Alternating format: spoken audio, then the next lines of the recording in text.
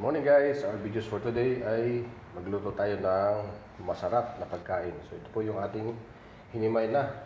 Yan, bilang part to sa ating video. At tawag po niya pako.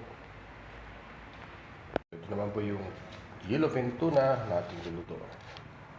So yan guys, ang gagawin natin, tayo po ay magagata. Bigay natin yan. So yan, antabayan po natin at atin na po iluluto. Ayan, kung kayo bago sa ating channel or sa ating page, please don't forget to follow, like, and share or subscribe. Ayan. Okay, here we go. Atin na po siyang pagain. So ayan po guys, ganyan lang po. Ang sikreto po dyan para madaling kumatas siya ay ang ating ilalagay na tubig ay mainit or hot water. Lagyan po natin ng isa't kalahating basong tubig ang niyog kasi kailangan natin ng sabaw. Yan, ganyan lang po guys. So mayat maya konti atin pong pipigaan po yan. At nakahanda na rin po ang ating sinaing. Yan guys. Yan, yung sinaing na yan, makikita nyo may kamuti na tinadtad sa ano po yan, sa ibabaw. Hinalo po natin yan, yung kamuti sa bigas. Yan pong masarap dito sa probinsya. Ganyan ang ginagawa namin. Ayan, so ano po yan, yung ubi na kamuti or big sabihin violet na kamuti. Masarap po yan. So ayan guys, mamaya tirado tayo. So tapan natin. Okay guys, ayan na po yung ating finished product na gata. Yan, so hindi na po yan mga guys. Yan po yung ating fresh vegetables. Yan. Ito yung ating isda. Yun o. Anong masasabi nyo? Yan guys, at ang ating sinaing. Unang ibibid ang ating sinaing na masarap. Wow. Ayan. Okay guys, umpisa na po natin ang ating pagluluto. Ang ating gagawin ay yung ating ingredients ay atin na pong ilalagay dito sa kaldero. Yan, kailangan po nating lamasin yan guys. Lagyan natin ng kunting gata para ang katas po niya ay mas lalong matindi. Yan. Ganyan lang guys ang ating pagluto ng masarap na ginataang tuna. Kailangan katasin, lamasin.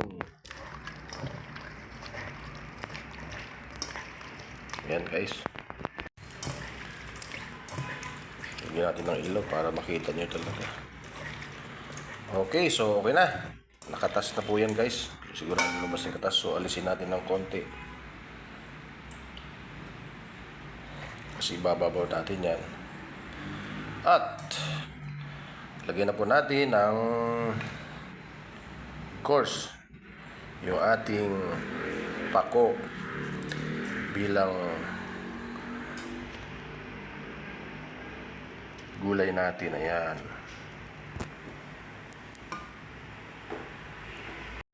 At ilalagay na natin ang ating isda guys.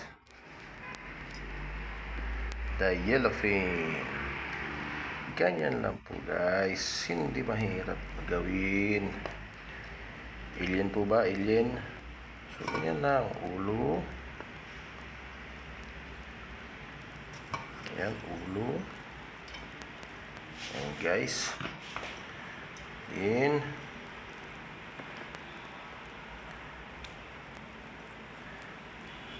ayan na po.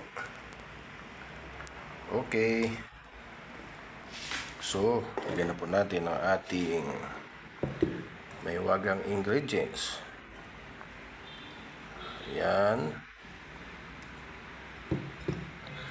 Para habang kumukulo po siya ay nandun po yung kanyang lasa sa gata. Yung pinigyan natin kanina. So, lagyan natin ng sibuyas mga guys. Yan.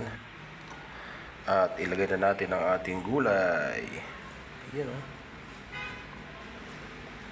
Teka, lagyan natin muna ng asin. Asin muna guys.